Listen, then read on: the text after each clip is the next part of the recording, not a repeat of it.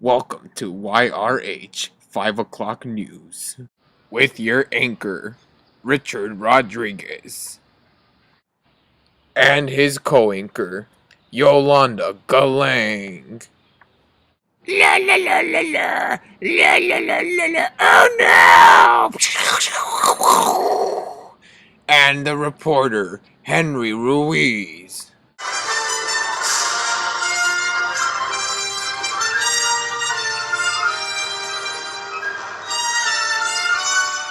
Reporting live from Santa Fe Springs, California, this is YRH News.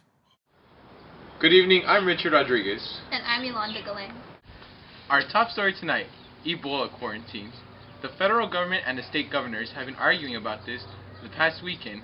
At the heart of the debate was whether quarantines would help stop the spread, or if it would just discourage people from going out and trying to help. We now go to our expert, Lorraine, being interviewed by our reporter, Henry Ruiz. Henry Ruiz here, and we're going to be talking to our resident expert, Lorraine Bentley, on something that has the whole medical community talking: the U.S. mandatory quarantines on workers who worked in Africa. Alright, Miss Bentley, so who enacted these tougher rules for health workers?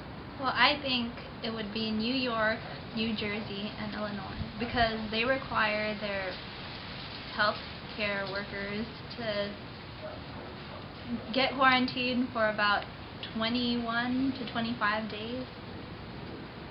So, Miss Bentley, a lot of people at home want to know, would home quarantine even work in a situation like this?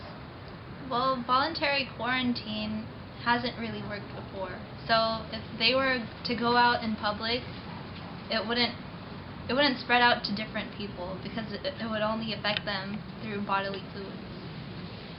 Right. Alright, Miss Bentley, so what are some concerns people might have about some such quarantines? These quarantines can affect the livelihood of the workers that are going there, like the doctors and the nurses. So, Are those all the concerns people might have? more or less, yes. Great. Back to you, Yolanda. The burial site has been found in the southern state of Guerrero. This is one of the 12 sites that have been found in that state. The authorities think that this may be connected to the 43 students that have been missing since September. We now go live to our reporter, Henry Ruiz, in Guerrero.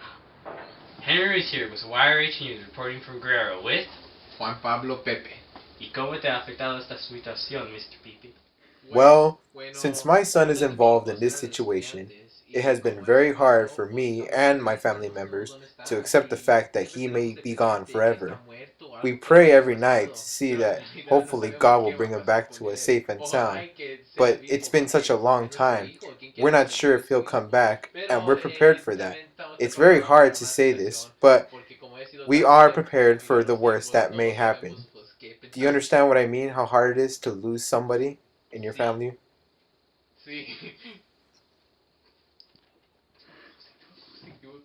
That's Alright, this has been Henry Ruiz from Guerrero City. And now sports. Emily Punt here for your mid-season check-in. The Patriots suffered a defeat to the Chiefs, 41-14, and since then, in the last 4 games, Tom Brady has thrown 14 touchdowns and no interceptions.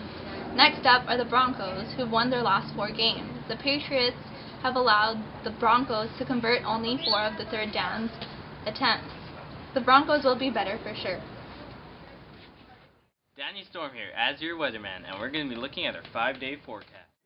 Alrighty, looking at our 5-day forecast, we can see for the vast majority of the week, we're going to have high 60s weather, very comfortable, maybe an extra layer of clothes, but nothing too bad. Going towards the nighttime, we're looking at high 50s and mid 50s, shouldn't be too bad. Gotta grab an extra blanket though, you don't want to get too cold at night, cover your feet, oh it's having me completely horrible. But yeah, weather should be nice for the rest of this week. We're looking at a good week. Looking at our nationwide weather, we can see we're going to have pretty decent weather all around. We're looking at high 70s in the south, low 40s, but high 30s in the north, and we're looking at mid 60s in the east. We're probably going to have high 60s here in the west, as already stated, unless you weren't listening. Everything's looking pretty good though. Daniel Ford here, and we're going to be looking at today's traffic reports.